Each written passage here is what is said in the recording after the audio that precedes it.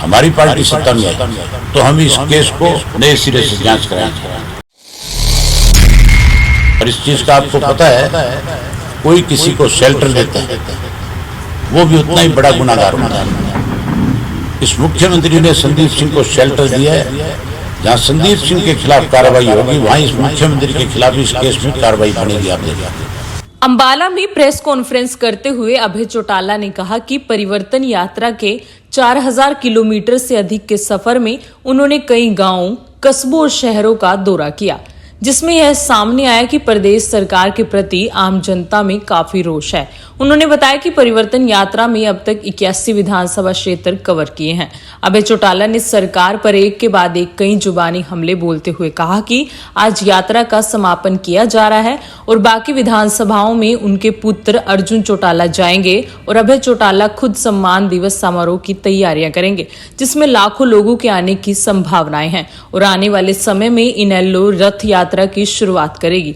अभय चौटाला ने कहा कि आज हरियाणा के बड़े क्षेत्र में पीने के पानी की किल्लत है। वहीं कई स्कूल ऐसे हैं जो इनेलो के समय में बने थे, लेकिन टीचरों की कमी के चलते वह बंद कर दिए गए हैं, क्योंकि सरकार नहीं चाहती कि गरीब का बच्चा शिक्षित हो। इस दौरान अभय चौटाला ने सरकार पर आरोपों की झड़ी लगाई और यहां तक का दावा कर दिया कि अब देश की सत्ता भी बदलेगी। 191 दिन हो गए, 6 महीने और 10 दिन के करीब, 11 दिन के करीब हो गए और अब तक हमने 81 विधानसभा क्षेत्र कवर किए। 9 विधानसभा क्षेत्र अभी बाकी हैं। सबसे बड़ी चीज ये है कि हमारी यात्रा के प्रति पूरे प्रदेश के लोगों का बहुत बड़ा उत्साह था और इस यात्रा में सर्दी भी आई, गर्मी भी आई, बारिशें भी हुई, अनेक तरह के वेदर मिले हमें। रोजाना हमने 20 से 25 किलोमीटर का सफर तय किया। अब तक इस यात्रा को हमने 4000 किलोमीटर का सफर तय करने का काम किया और इस दौरान करीब 2000 शहर, गांव और कस्बे भी लोगों से मिले हैं। शहरों में अलग अलग संगठनों के लोगों से मिले और गांव में हमने रात्रि ठहराव किया, शहरों में भी किया। गांव में लोगों ने दोपहर का भोजन करवाया, नाश्ता करवाया यात्रियों को और रात को ठहरने का प्रबंध भी किसी गांव में रुके तो गांव के लोगों ने किया, शहर में रुके तो हमारी शहर की इकाई ने किया। इस दौरान कोई भी एक भी यात्री बीमार नहीं हुआ। परमात्मा की सबसे बड़ी कृपा ये रही। इस यात्रा में मेरे साथ 85 वर्ष से लेकर के 25 वर्ष तक के युवा थे जो लगातार इस यात्रा का हिस्सा बने। परमानेंट यात्रा में मेरे साथ चलने वाले 200 के करीब लोग थे जिन्होंने एक दिन भी किसी चीज की परवाह नहीं की और अपनी जिम्मेवारी, जिसको जो जिम्मेवारी हमने इस यात्रा के दौरान लगाई, उसने उस जिम्मेवारी को बहुत अच्छे ढंग से निभाने का काम किया। आज हमने यात्रा का समापन किया एक तरह से। 9 जो विधानसभा क्षेत्र है उनमें 7 में अर्जुन की ड्यूटी लगाई है, वो जाएंगे। मेरी 10 तारीख से फिर से जिला वाइज कार्यकर्ताओं की बैठक शुरू हो जाएगी। हम 25 सितंबर का चौधरी देवीलाल का जो सम्मान दिवस है उसको लेकर के आज हमने अपने सभी साथियों को हिदायत दी कि आप अपने अपने इलाके में जाओ, जाकर के 25 की तैयारी करो और 25 सितंबर के बाद फिर से हम इस यात्रा को शुरू करेंगे। अब तक तो हमने इसको पैदल चल करके 2000 गांव, शहर और कस्बे किए। अगली जो यात्रा शुरू करेंगे वो रथ से शुरू करेंगे और जो बचे हुए गांव हैं वो सारे गांव अगली यात्रा के दौरान मैं सब हम एक गांव में जाकर के लोगों से मिल करके भाजपा की जजपा की जो बेकायदगियां हैं वो सब लोगों को बताने का काम करेंगे। लोगों में बहुत बड़ा गुस्सा है सरकार के प्रति, और इस यात्रा में जो मैंने बहुत नजदीक से बहुत सारी चीजों को देखा और समझा, आपको भी हैरानी होगी। जो इलाका नहर के पानी से सिंचाई करके खेती पकाने वाला है, वहां पे 42 दिन में नहर का पानी मिलता है, और 42 दिन से नहर के पानी को मिलने का मतलब है बहुत सारा ऐसा इलाका भी है जहां ट्यूबवेल का पानी बिल्कुल खराब है नीचे। नहर के पानी से ही लोगों का गुजारा चल सकता है, पीने का जरूरत पूरी करने का।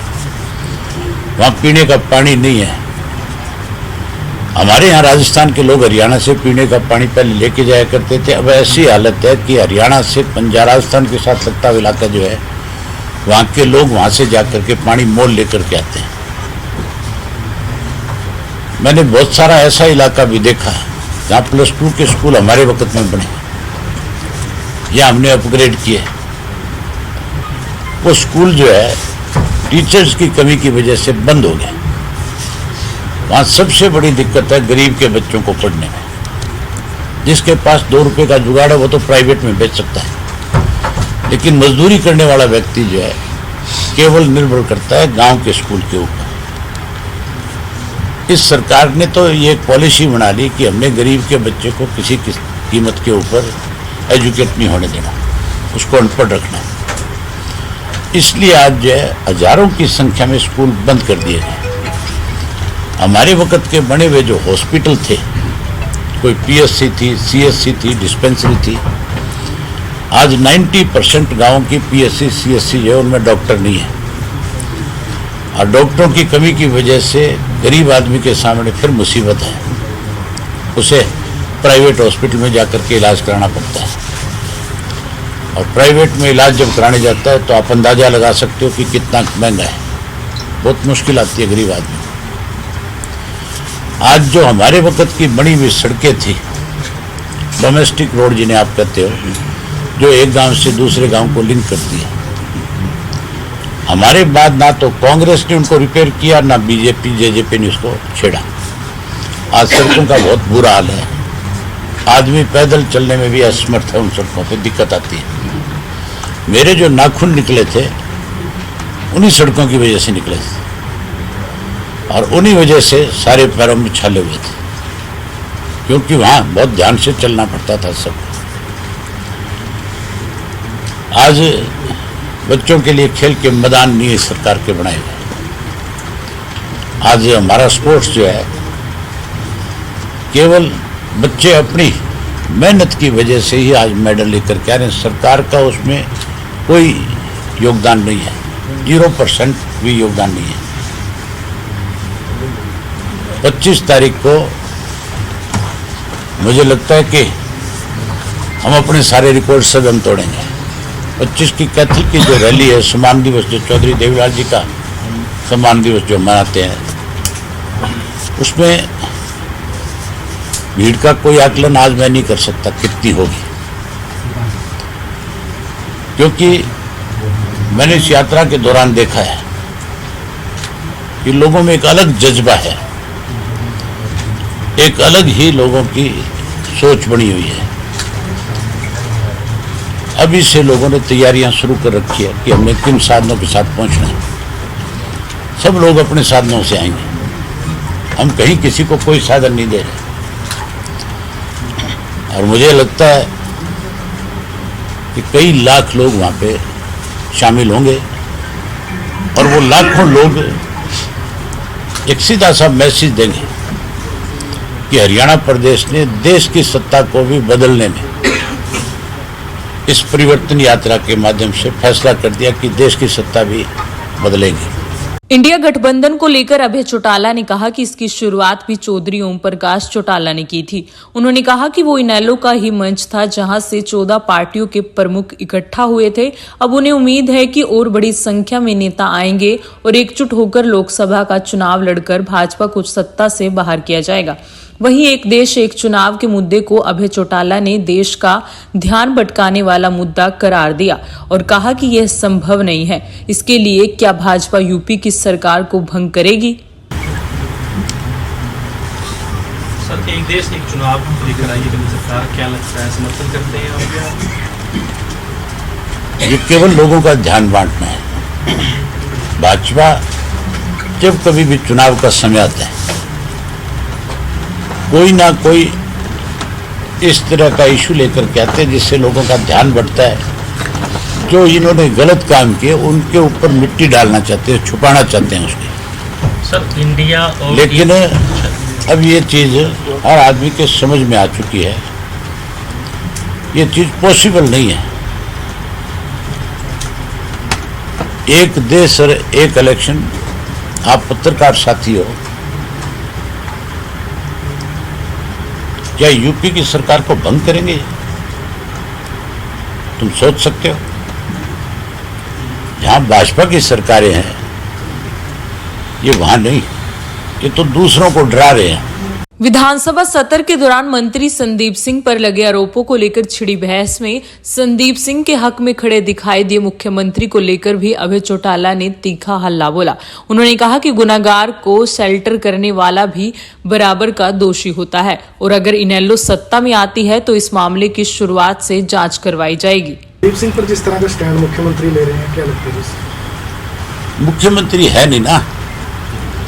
अगर उसको मनोहर लाल खट्टर को मुख्यमंत्री की पद की गरिमा का पता होता, मुख्यमंत्री का पद क्या होता है इस बारे में जानते, तो संदीप सिंह को न केवल मंत्रिमंडल से हटाते बल्कि उसके खिलाफ सख्त कार्रवाई करते, ताकि बहन बेटियों में एक अच्छा संदेश जाता कि भाई सरकार जो है वो निष्पक्ष होकर के काम कर रही है।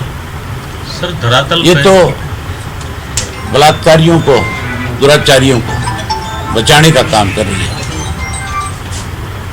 पर ये बचेगा नहीं। इस मुख्यमंत्री को भी आप मान के चलो 2024 में सत्ता से बाहर हुआ, और अगर हमारी पार्टी सत्ता में आई तो हम इस केस को नए सिरे से जांच कराएंगे। और इस चीज का आपको पता है, कोई किसी को शेल्टर देता है वो भी उतना ही बड़ा गुनाहगार होता है। इस मुख्यमंत्री ने संदीप सिंह को शेल्टर दिया है। जहां संदीप सिंह के खिलाफ कार्रवाई होगी वहां इस मुख्यमंत्री के खिलाफ इस केस में कार्रवाई बनेगी, आप देखो।